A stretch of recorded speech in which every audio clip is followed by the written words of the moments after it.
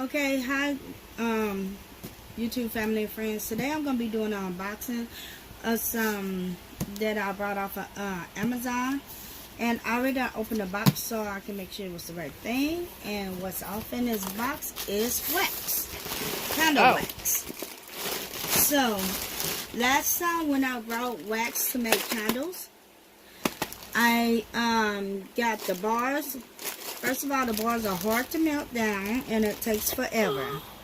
So I went with the broken up ones, wax, and it should melt a lot faster and it shouldn't take so long to melt.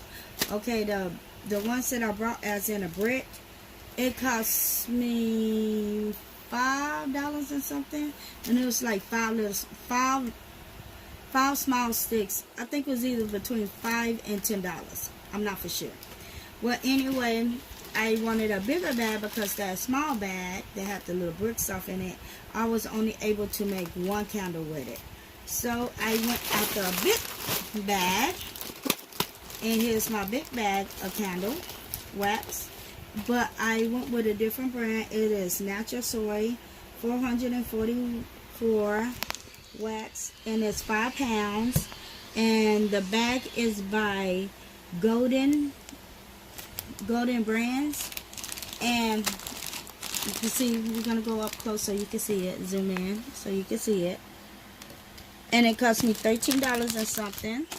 And yeah, I'm gonna be making some candles, and I do believe this bag is enough to make quite a big candles, because I love making candles. I love making my own candles, and I love the way I can make my own fragrance in my candles, and it don't have to be like a certain type of fragrance.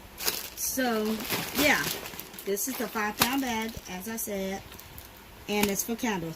And you can use it for candles, for creams. I'm gonna be making a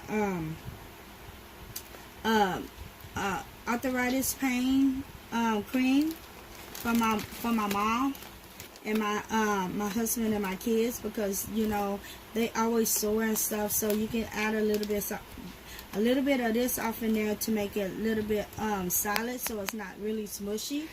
And yeah, so you can use this for pretty much anything that you know you trying to homemade yourself.